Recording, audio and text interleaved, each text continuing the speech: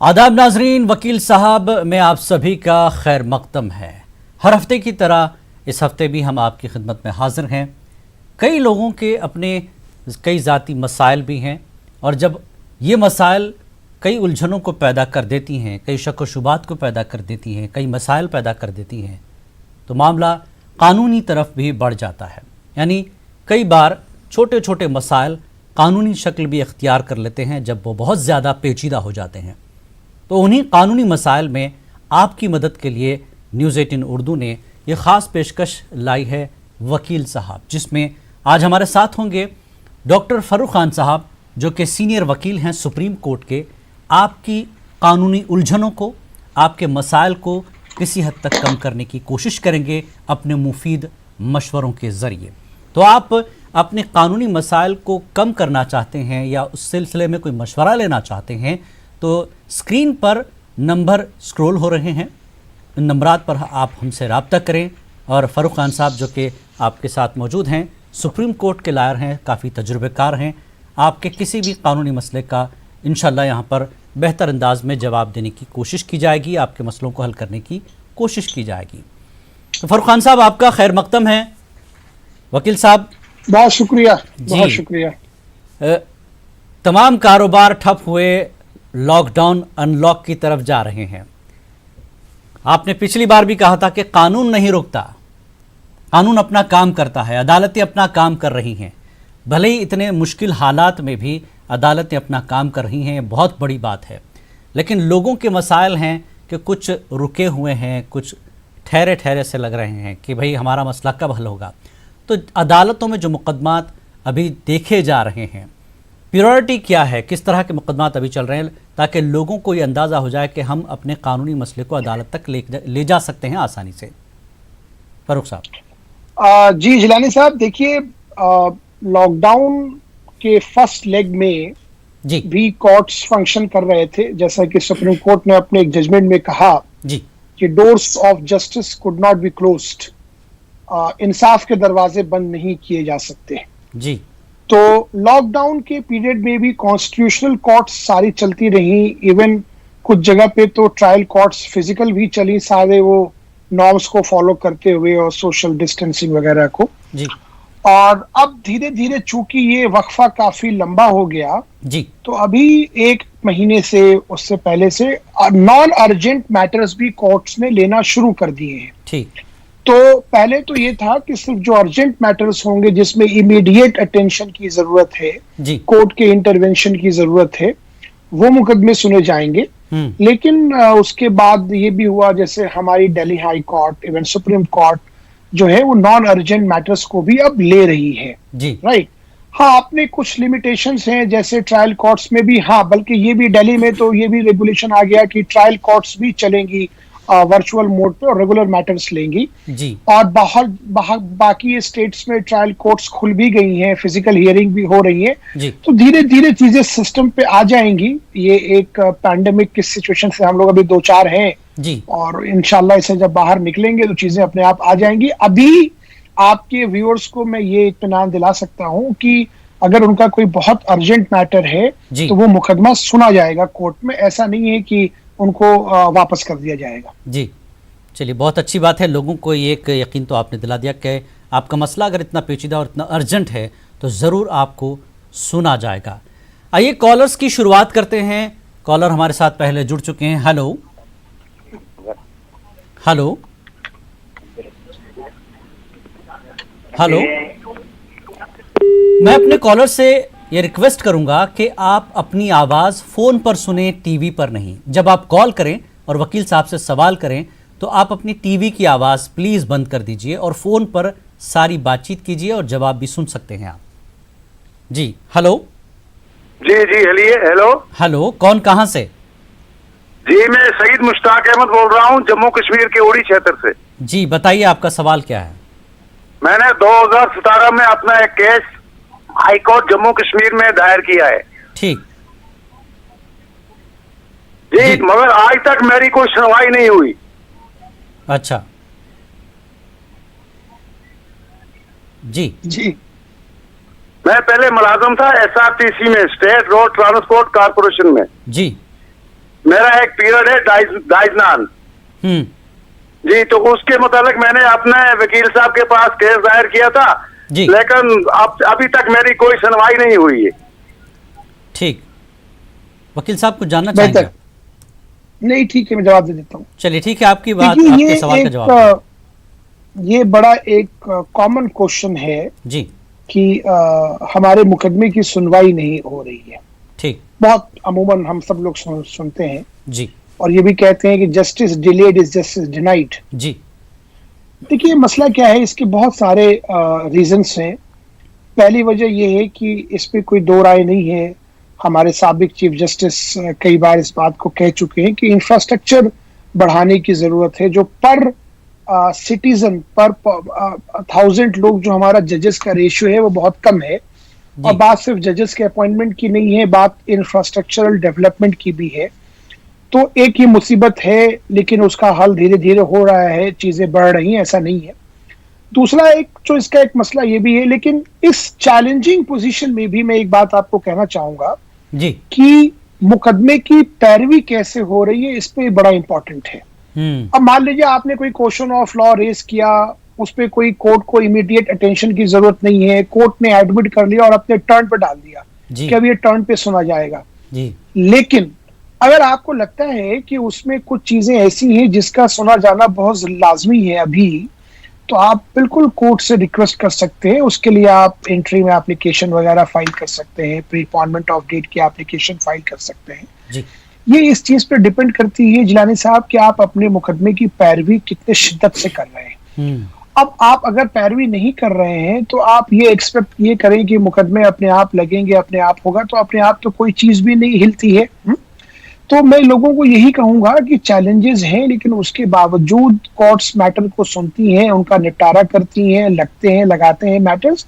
तो उसके लिए ये कि वो अच्छे से पैरवी करें और कोशिश, अगर कोर्ट उसको देखेगी कि ये अर्जेंट है तो बिल्कुल सुनेगी। अगर आप उस कोर्ट के फैसले से डिससेटिस्फाइड हैं तो आपके पास राइट है, आप ऊपर हायर कोर्ट्स में, हाई कोर्ट का मामला है तो डीबी में, डीबी का मामला नहीं है तो सीधे सुप्रीम कोर्ट पे आप चैलेंज कर सकते हैं जी। जी चलिए, तो उम्मीद करता हूं कि जनाब को अपने जवाब मिल गया होगा सवाल का। एक और कॉलर है, आइए जोड़ते हैं। हेलो हेलो, हाँ सुन रहा हूँ सर जी, बताएं, सवाल करें, कहाँ से बात कर रहे हैं आप? मैं श्रीनगर कश्मीर से। जी, सवाल करें।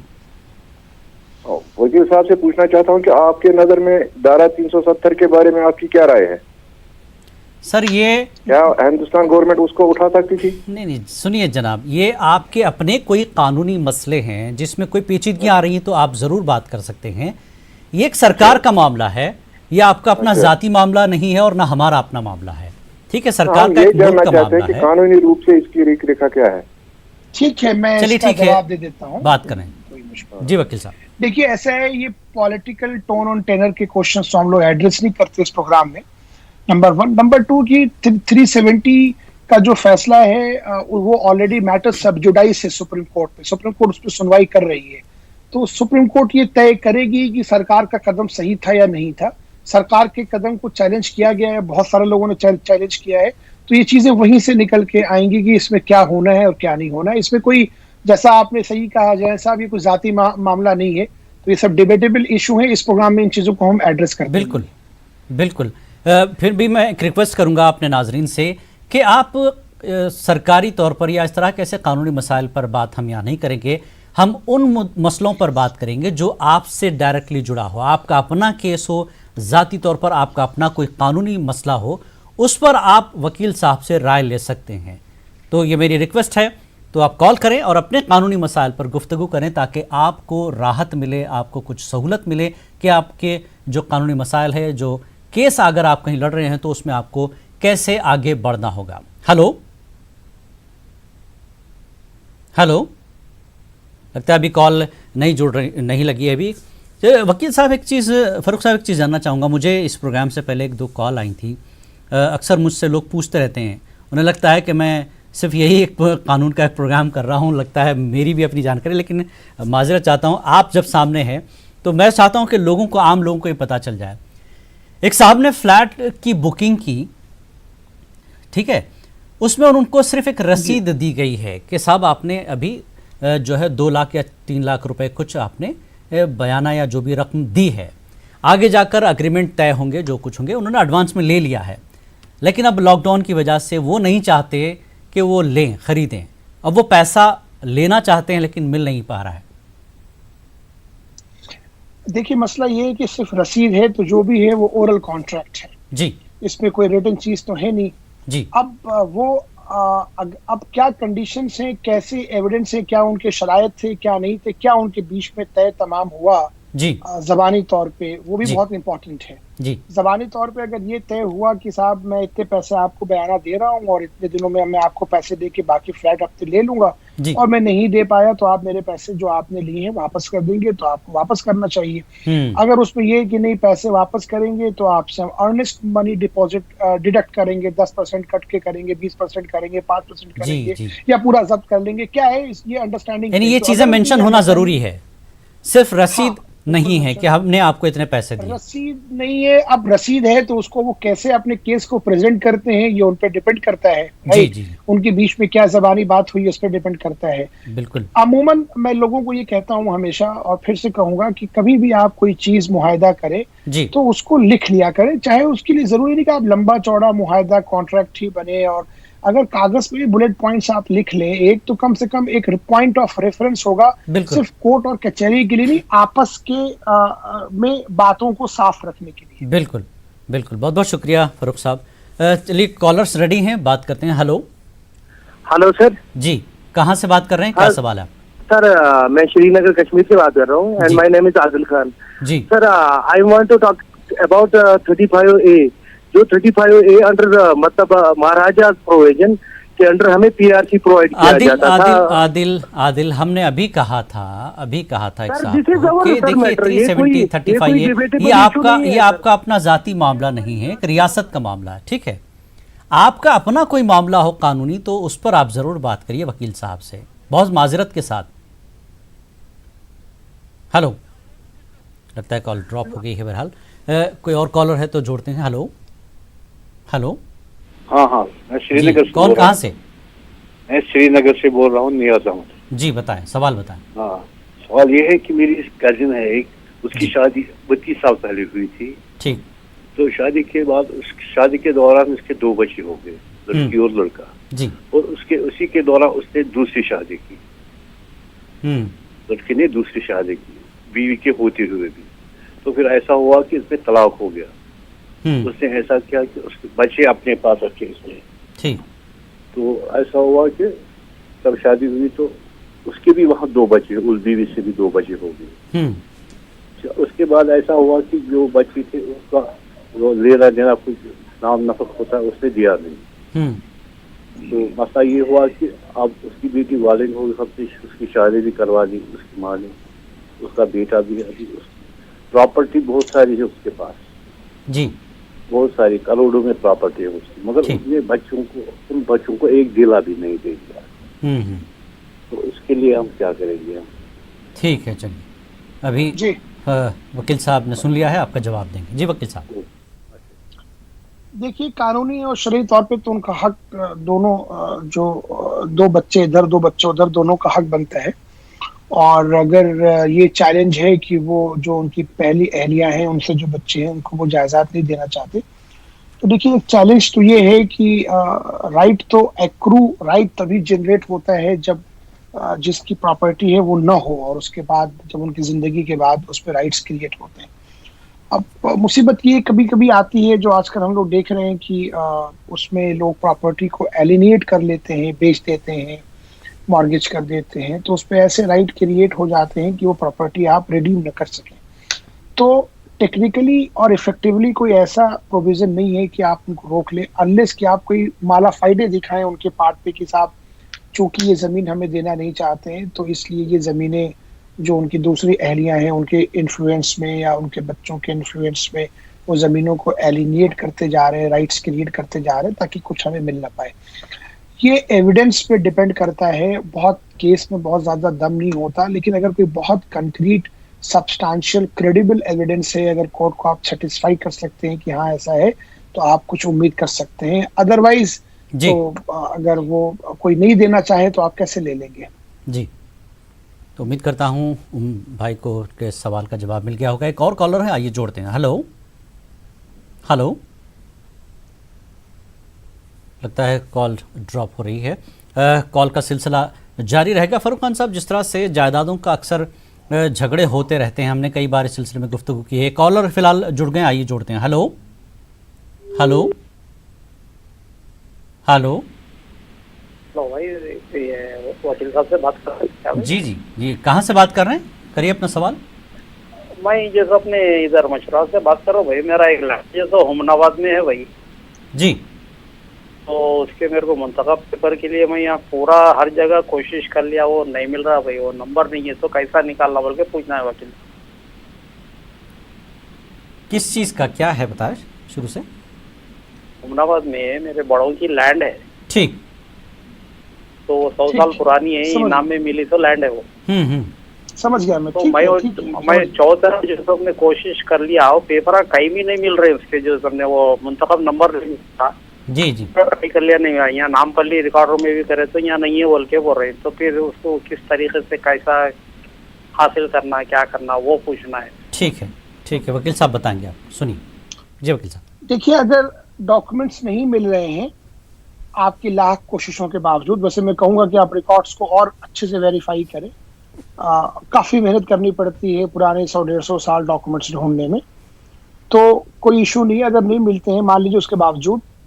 और अगर आप उस प्रॉपर्टी पे काबिज हैं, आप कब्जे में हैं या आपके कब्जे में है, तो आप डिक्लेरेशन ले सकते हैं कोर्ट से, कोई इशू नहीं है। आपके पास और भी चीज़ें होंगी, उसकी प्रूफ, ज़मीन के कागजात नहीं होंगे पर टेलीफोन का मान लीजिए बिल है नया, कभी आपने 10-20 साल पहले लगवाया हो, बिजली का कनेक्शन का हो, गैस का हो, ये सारी भी चीज़ें आपको डिक्लेरेशन के पर्सपेक्टिव में काम देंगी। और अगर कुछ भी नहीं है और अगर आप कब्जे में हैं लैंड के, तो भी आप डिक्लेरेशन में जा सकते हैं। और अगर आप कब्जे में ही नहीं है लैंड के और आप ये क्लेम करते हैं कि लैंड मेरी है और वहाँ कोई और कब्जे में है, तो फिर आपके लिए ज़रा मुसीबत होगी कि आप कैसे साबित करेंगे कि ये ज़मीन मेरी है। तो ये इसके सारे जो हैं वो लेयर्स हैं। जी बहुत बहुत शुक्रिया। एक और कॉलर है, आइए जोड़ते हैं। हेलो हेलो हेलो जी, कौन कहाँ से? हेलो जी सुन रहे हैं, बताएं। हेलो हेलो, आपकी आवाज आ रही है, आप टीवी पर मत सुनिए, फोन पर सुनिए प्लीज। हेलो, हाँ बताइए, आवाज आ रही है आपकी। हाँ हेलो, आप टीवी बंद कर दीजिए और फोन पर सुनिए।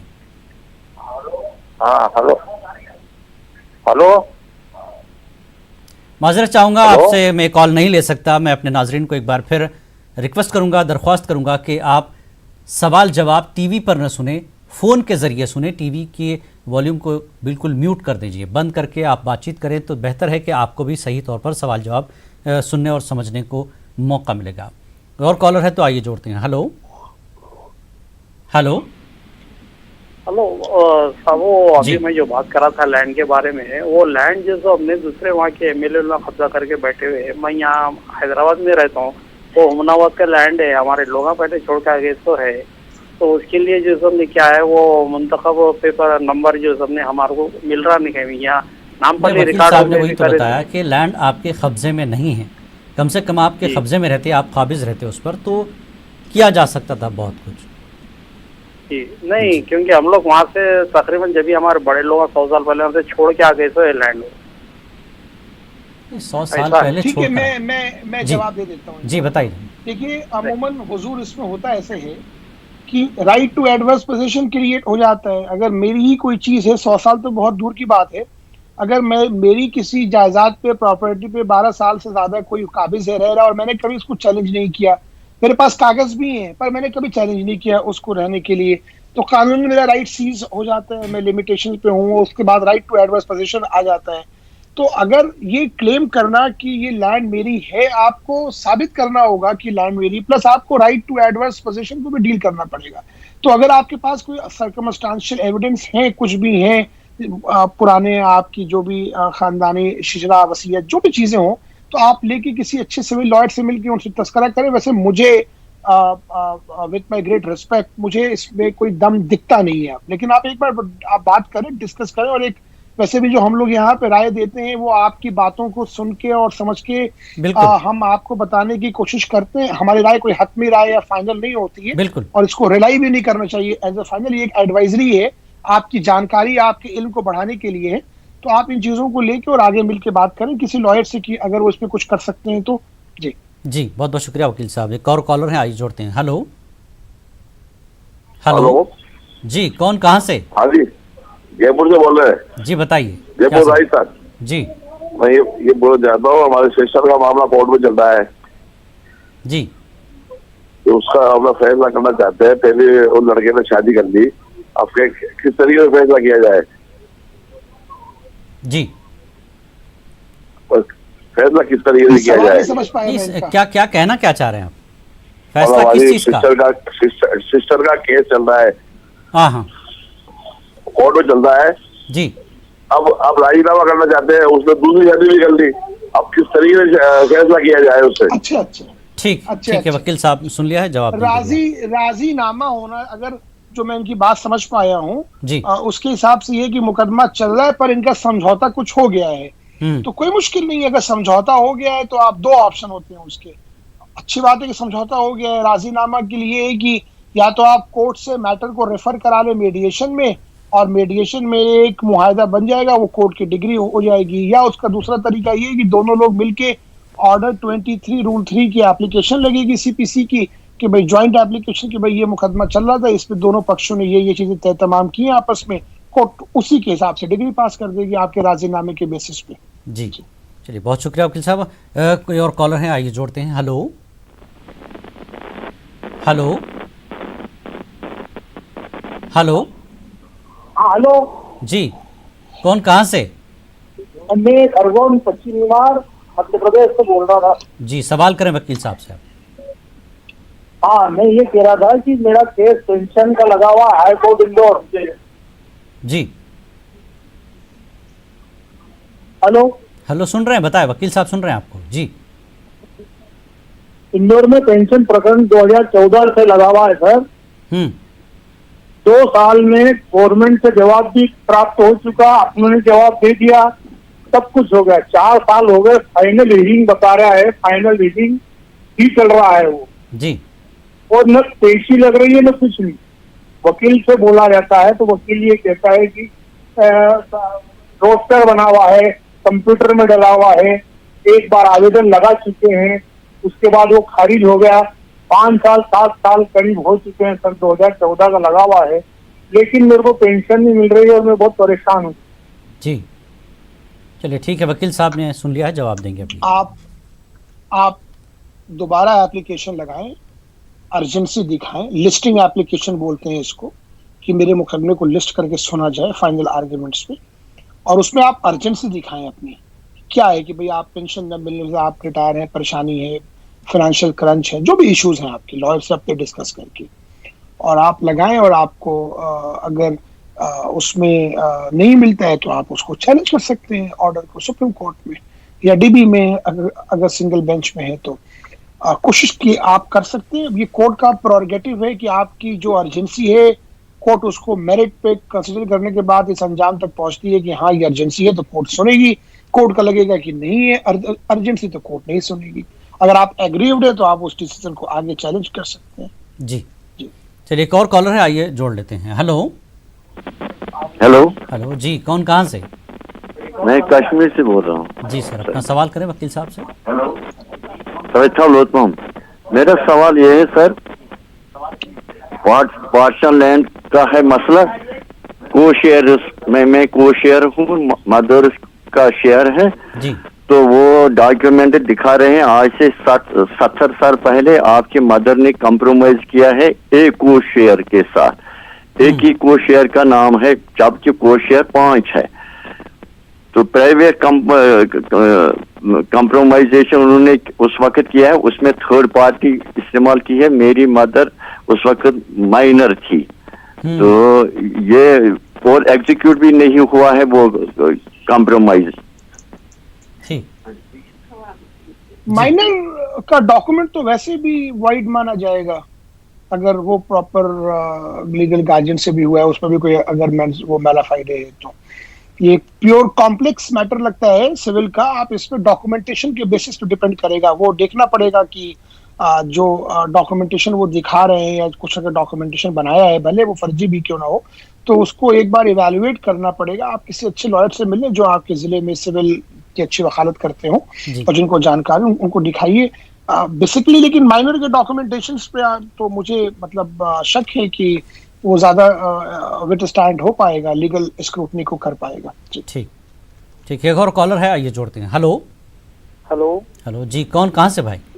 हाँ जी, मैं कितने से बोल रहा हूँ, कश्मीर से। जी, सवाल करें। जैसे पुलवामा तहसील त्राल से बोल रहा हूँ। हेलो, जरा थोड़ा लाउडली बोलें। हाँ जी, मैं श्रीनगर से बोल रहा हूँ सर। जी जी, मेरा सवाल ये है कि मेरा सर्विस मैटर चल रहा है। सर्विस मैटर पिछले 8 साल से 2012 से चल रहा है, अभी तक उसमें कोई सुनवाई हुई है, फाइनल हियरिंग नहीं लगा हुआ है।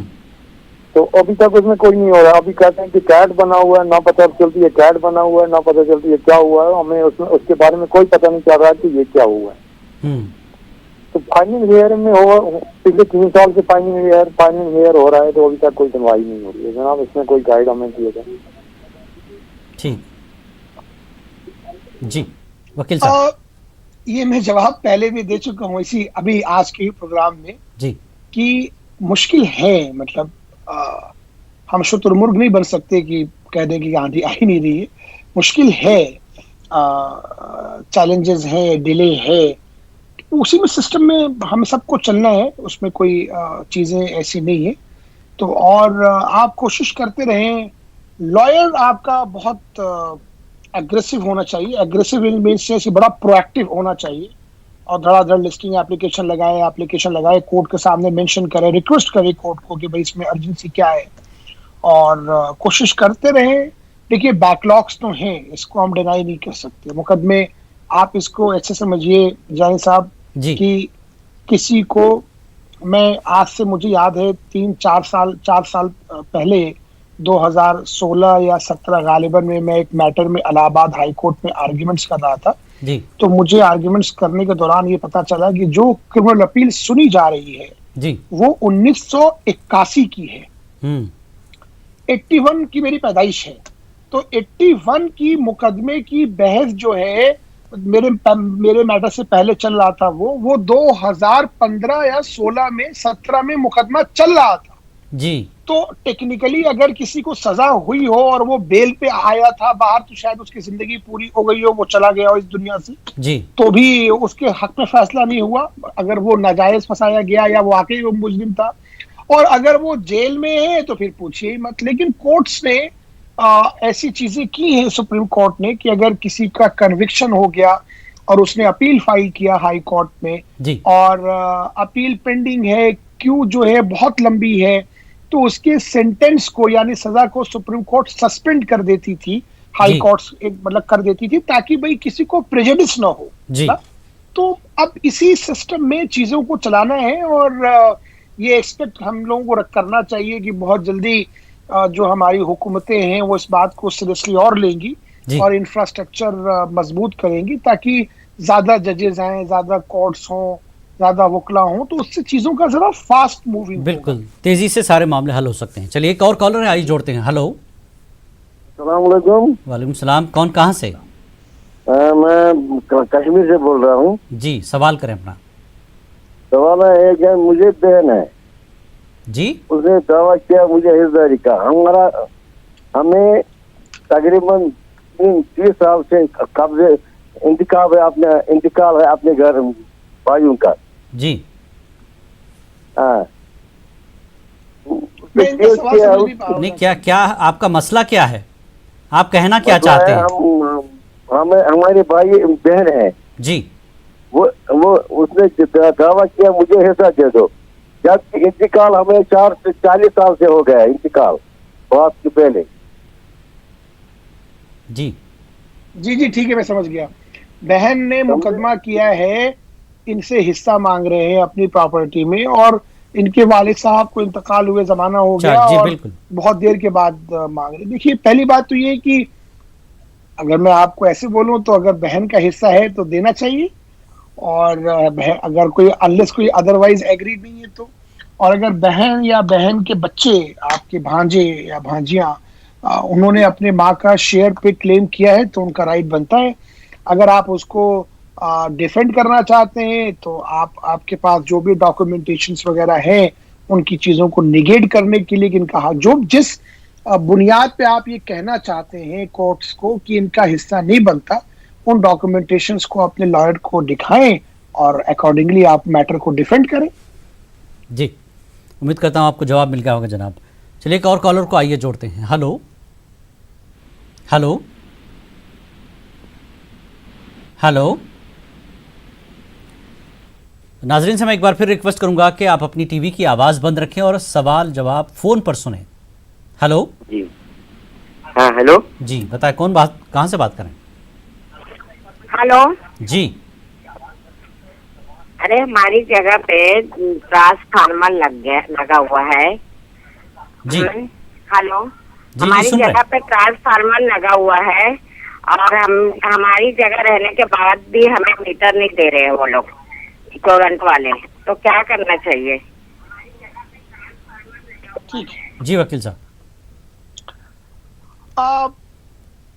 ऐसा लगता है कि इनकी जो डिस्कॉम कंपनी है जी, वो मीटर नहीं लगा रही है, तो मीटर लगाएंगे वो क्यों नहीं लगाएंगे? उनके ग्रेवयार्ड्स रिड्रेसल मैकेनिज्म उसको आप एग्जॉस्ट करें, अपने डॉक्यूमेंटेशन लगाएं। उसके बावजूद नहीं सुनते तो आप वहाँ डिस्ट्रिक्ट मजिस्ट्रेट को एप्लीकेशन दें कि साहब देखो ये ऐसा नहीं कर रहे हैं, और अगर वो भी नहीं सुनते तो आप सीधे हाई कोर्ट चली जाइए, साहब रिट में देखो ये क्या हो रहा है। तो इसमें कोई मुश्किल तो नहीं है। आपको डॉक्यूमेंटेशन, जो बिजली कंपनी, जो डिस्कॉम होगी, जो कंपनी है, उसको कुछ कागज चाहिए होंगे, जो कागज से ये तय हो कि बिजली का कनेक्शन आपके नाम पे लगेगा, वो आप उनको कागज देंगे, वो लगाएंगे। नहीं लगाते जो मैंने आपको बताया वो कीजिए। चलिए ठीक है। हेलो, एक और कॉलर जोड़ लेते हैं। हेलो हेलो, अस्सलाम वालेकुम। वालेकुम सलाम, कौन कहाँ से? हाँ जनाब, मैं जम्मू कश्मीर से, मेरा नाम जुमालुद्दीन है जी। सवाल रखें सर। अपना। मेरा सवाल ये है कि हमने लड़की की शादी की, खुशी से शादी की, उसके यहाँ एक लड़का भी पैदा हुआ है जी। फिर मियाँ बीवी में आपस में ताल्लुकात ठीक नहीं रहे, ठीक। बहू के साथ जो है लड़का ठीक नहीं रहने लगा और घर से भाग गया। 2 साल हो गए, घर वापस नहीं आया और फोन पर कहता है कि 2 लाख रुपया देकर मैं तलाक दे दूंगा। महर पहले ही अदा कर चुका है, मगर बहू तलाक लेना नहीं चाहती और वो कहते कि मैं लड़के को नहीं छोड़ सकती और मैं इस घर से निकल सकती। अब आप बताइए सर, क्या इसका हल क्या होगा? जी वकील साहब, तलाक की कार्रवाई कोर्ट के थ्रू भी की जा सकती है, और रही बात घर में रहने की, तो उनका डोमेस्टिक वायलेंस एक्ट के तहत उनको शेयर्ड एकोमोडेशन का राइट है, और जहां तक मैरिज को डिसॉल्व करने की बात है उसके लिए आप कोर्ट का दरवाजा खटखटा सकते हैं। जी। तो आप किसी फैमिली लॉयर से मिलिए जो फैमिली लिटिगेशंस करते हैं और आप कोर्ट जाइए। जी, बहुत बहुत शुक्रिया। चलिए और कोई कॉलर है, देखते हैं। हेलो हेलो, बात कर सकते हैं? हाँ हेलो। हेलो, कौन कहाँ से? हम गोवा से बोल रहे हैं। जी, सवाल रखें अपना। हाँ, सवाल ये है कि हमारे जो ससुराल है तो उसके मतलब एक प्रॉपर्टी है, यानी एक मकान है जी। हाँ, तो वो मकान यानी हमारे सास के नाम पे था, तो सास ने अपनी जिंदगी में 2 बेटों के नाम पे कर दिए हैं। ठीक। और ये भाई मतलब 4 है, तो 2 बेटों के सबसे बड़े आपसे छोटे। आपकी आवाज साफ नहीं आ रही है। आवाज चली गई, आवाज का मसला है। अच्छा, 4 भाई में से मकान 2 भाइयों को दिए हैं हमारी सास। भाई 4 हैं, 2 के नाम पे किया है। हाँ हाँ, सबसे बड़े और सबसे छोटे। तो सबसे बड़े वालों का तो इंतकाल हो चुका है, मतलब, लेकिन 3 देवर है मतलब हमको। तो वो जो 2 भाइयों के नाम पे पैसा है, मतलब बैंक में पैसा है, तो वो पैसा मतलब 2 भाइयों के नाम पे है, मतलब। तो वो पैसा मतलब इन लोग बैंक से कई साल हो गए निकाले ही नहीं, मतलब कुछ कोशिश ही नहीं करे 2 देवरों ने जी।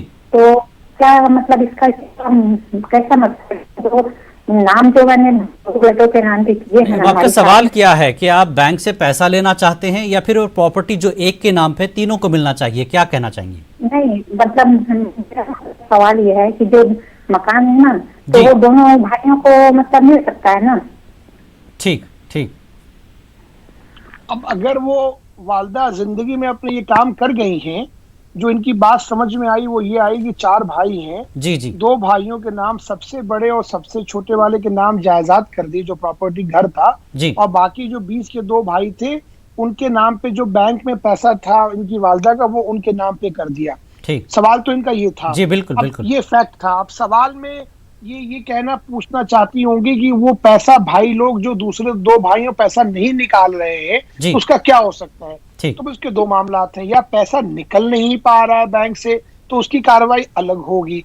अब मेरा पैसा है बैंक पे और मैं न निकालना चाहूं, मैं छोड़ के बैठा रहूं, तो इस पे कोई किसी का हक तो बनेगा नहीं, राइट?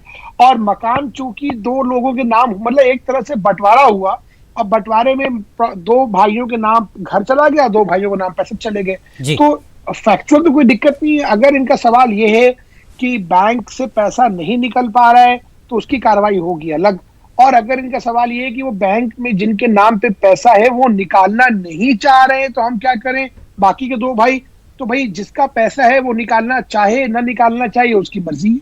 जी नहीं, और हाँ, ये जो मकान, वो शायद गालिबन वकील साहब ये चाहते हैं कि एक भाई के नाम पे जो मकान है, अगर वो, जैसा कि आपने भी कहा कि अगर उन्होंने अपनी जिंदगी में तय कर दिया हो तो क्या ये 2 भाई क्लेम कर सकते हैं उस प्रॉपर्टी को?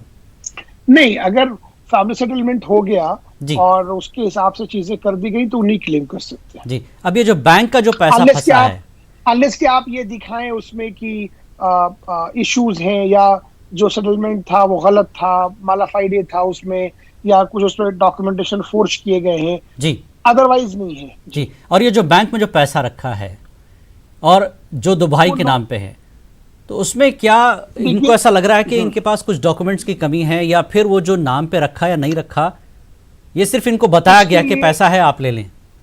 देखिए, मैं ये कहता हूं कि किसी भी कोई, अगर जिस आदमी का इंतकाल हो गया जी, और अगर वो दुनिया से उन्होंने विदा ले ली, तो उनके लीगल हेयर्स को चाहिए कि सक्सेशन सर्टिफिकेट बनवा ले कोर्ट से। जी। कोर्ट से सक्सेशन का मुकदमा फाइल होता है जी, चाहे वो मूवेबल प्रॉपर्टी हो, इमूवेबल हो। मान लीजिए फॉर एग्जांपल गाड़ी ही है जी, डिसीज जो है उनके नाम पे गाड़ी थी, तो अब आरटीओ में गाड़ी किसके नाम पे होगी, उसके लिए पेपर, वो सक्सेशन सर्टिफिकेट उसका डॉक्यूमेंट होता है, वो आप हर जगह लगाएंगे, हर जगह होता चला जाएगा। जी। शेयर्स है, प्रॉपर्टीज हैं, सारी चीजों के लिए काम आती है, तो नॉर्मली सक्सेशन सर्टिफिकेट बनवा के ये सारी चीजें कर लेनी चाहिए। चलिए, बेहतर अंदाज में आपने समझा कि आप जब सवाल करें वकील साहब से तो टीवी की आवाज़ प्लीज़ बंद कर दें और फ़ोन पर सारी गुफ्तगू सुनें। और नंबर स्क्रॉल हो रहे हैं स्क्रीन पर, आप इन नंबरात पर सवाल कर सकते हैं, अपने कानूनी मसाइल पर गुफ्तगू कर सकते हैं।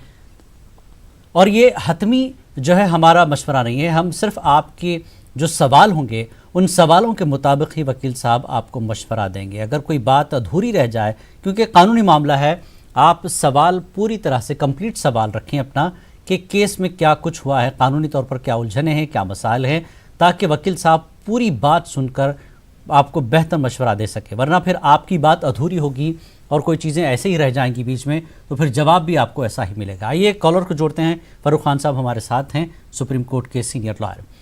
हेलो। हेलो जी, कौन कहाँ से? हम श्रीनगर से बोल रहे हैं जी, सवाल बताएं अपना।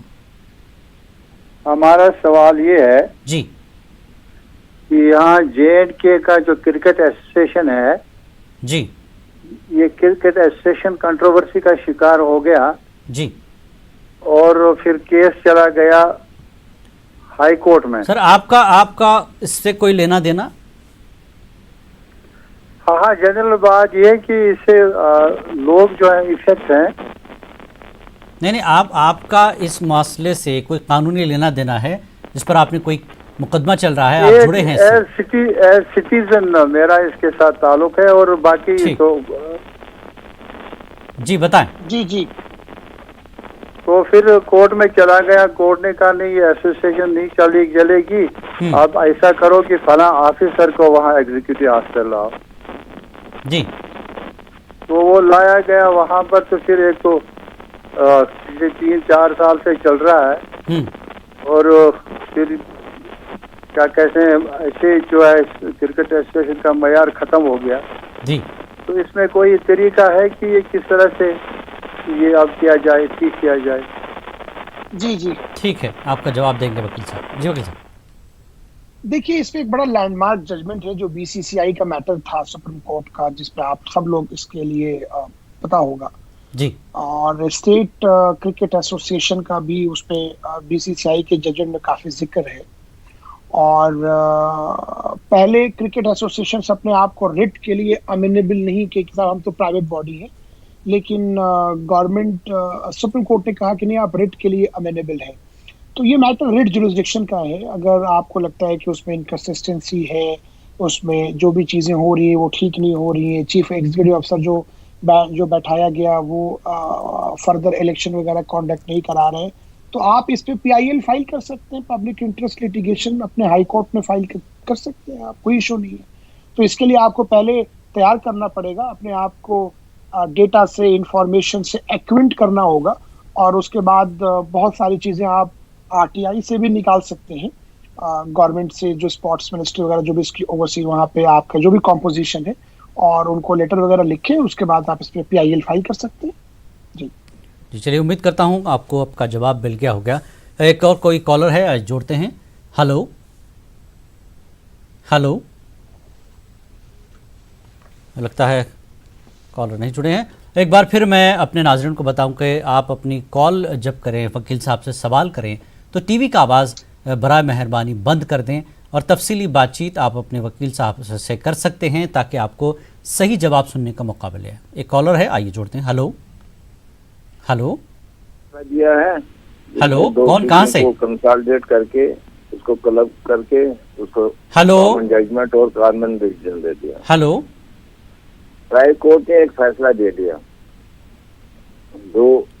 क्या फैसला दिया है, किस सिलसिले में दिया है, कहाँ से बात कर रहे हैं आप? वो एक सिविल सूट था partition with in two brothers. Hello, ये पार्टीशन सूट थे और उसको उन्होंने क्लब किया ट्रायल कोर्ट ने, और उसमें कॉमन जजमेंट और कॉमन डिग्री दे दी, एक जजमेंट डिग्री दे दी। तो अदर साइड दूसरे ब्रदर ने उसको चैलेंज किया अपील में, तो court has no power to consolidate the suit, to club the suit to pass one decree और one judgment in two suits. इसमें हमें जरा आप वकील साहब आप सुना है? हाँ, मैं समझ गया, मैं समझ ठीक गया। है। देखिए, कॉन्सोलिडेट अगर दो मैटर को क्लब करके जजमेंट दिया गया और एक कोई फरीक ने चैलेंज किया है कि this could not to have been combined clubbed, तो अब अगर मैटर पेंडिंग है कोर्ट में तो कोर्ट डिसाइड करेगी। देखिए, जो कॉन्सोलिडेट करने का जो फैक्टर है वो कोर्ट्स देखती हैं कि इश्यूज क्या फ्रेम हुए थे, और अगर इश्यूज फ्रेम बेसिकली, और उसके बाद क्या कॉज ऑफ, क्या जो प्रेयर्स हैं वो करीब करीब सेम है। कभी कभी क्या होता है कि 2-3 मुकदमे होते हैं, कोर्ट उसको अगर एक ही कॉज मैटर में एक साथ ही डिसाइड कर लेती है, प्लस कंबाइन करने में, कॉन्सोलिडेट करने में कोर्ट्स अलग अलग चीजों को डील करती है। तो अगर वो जजमेंट जो पास हुआ है, if it suffers from any perversity, अगर उसमें कोई लीगल एरर है जजमेंट की फाइंडिंग में, तो since you have already challenged, तो आई थिंक कि you should wait for the outcome of the result from the appellate court. जी, चलिए, एक और कॉलर है, आइए जोड़ते हैं। हेलो जी, अस्सलाम वालेकुम। वालेकुम सलाम। देखिए, हमारा पिताजी का ये 22 बीघा जमीन है जी, तो हम लोग भाइयों में बंटवारा करना चाहता है, लेकिन एक भाई नहीं देता। आप लोग को एक बार पूछा था जी, लेकिन अभी वो मालूम हो गया कि हम लोग बंटवारा में जाएगा, तो वो बोलता है जो 20 साल के बाद मिलेगा, हम ऐसा बंटवारा करने नहीं देगा, कोर्ट में जाऊंगा, ऐसा करूंगा। तो आपको बोलना है वकील साहब को, हम लोग को अल्लाह ने एक सुजुग दिया है, ये सुजुग वकील के पास बात करने का, हम लोग का ऐसा आदमी भी नहीं है, तो ये पार्टीशन का डिटेल्स कैसे करना है थोड़ा बताइए ना प्लीज। जी ठीक है, वकील साहब आपको जवाब देंगे, बताएं। अब पार्टीशन का मुकदमा फाइल करें, अगर आप 3 भाई चाहते हैं कि बंटवारा हो, चौथा नहीं चाहता बंटवारा हो, वो कॉपरेट नहीं करता, फैसिलिटेट नहीं करता, तो 3 भाई मिलके मुकदमा फाइल करें पार्टीशन का, कोर्ट पार्टीशन करके देगी, कोई दिक्कत नहीं है। सूट फॉर पार्टीशन फाइल ही इसीलिए होता है। देखिए, अगर आपस में अपनी सहमति से, अपने रजामंदी से अगर कोई चीज निपट जाए तो अच्छी बात है, पर कोर्ट इसीलिए तो है ना कि अगर आप नहीं निपटा सकते अपने सिविल डिस्प्यूट्स तो आप आइए कोर्ट, कोर्ट उसको अपने हिसाब से कानून के साए में, कानून के निगरानी में उन चीजों को कोऑर्डिनेट करेगी, अरे उसको इवैल्यूएट करेगी और फैसला देगी और पार्टीशन कर देगी। जी वकील साहब, इसमें फैसला किस तरह से होगा? अक्सरियत की बुनियाद पर दिया जाएगा, 3 भाई राजी हैं इसलिए, या फिर नहीं किस तरह से होगा? उस भाई को भी बुलाया जाएगा? मान लीजिए कि अक्सरियत की नहीं, एक बात बड़ी इंपॉर्टेंट है, अक्सरियत का मामला असल में कोर्ट जो है वो डेमोक्रेसी के फॉर्मूले में नहीं चलती, कोर्ट चलेगी कानून के हिसाब से। मान लीजिए कि 4 भाई हैं, जैसे इन्हीं के केस में 4 भाई में एक भाई चाहता है कि मुझे अलग कर दो मेरा हिस्सा देके, 3 भाई करने को तैयार नहीं है, तो एक भाई का भी उतना ही हक है। कोर्ट इंडिविजुअल लेवल पे राइट्स को डिटरमिन करती है। तो अगर 4 भाई हैं, 3 नहीं चाहते, एक चाहता है, तो वो बंटवारा जाके फाइल करे, बंटवारा होगा। अच्छा, बंटवारा करके उसका मिल जाएगा। अगर वो 3 भाई एक साथ रहना चाहते हैं तो वो रहे और इसका भाई का हिस्सा दे दे। ठीक ठीक, चलिए एक और कॉलर है, आइए जोड़ लेते हैं। हेलो, अस्सलाम वालेकुम। सलाम, कौन कहाँ से? मैं JNK से गुलाम नबी बोल रहा हूँ। जी सर, सवाल रखें अपना। जी मेरा बाप है घर जमाई, जिसको हम दामाद कहते हैं जी, पिछले 60 साल से है वो। ठीक, एक मेरा मामा है और एक मेरी मासी है जी। तो उस दिन जितना भी हो सके तो मेरा बाप को दे दिया हिस्सा अपने ससुर ने। तो अब वो मासी उठते हैं और ये हिस्सा मांगते हैं, क्या वो किससे कट जाएगा, मामा से या मेरी माँ के हिस्से से?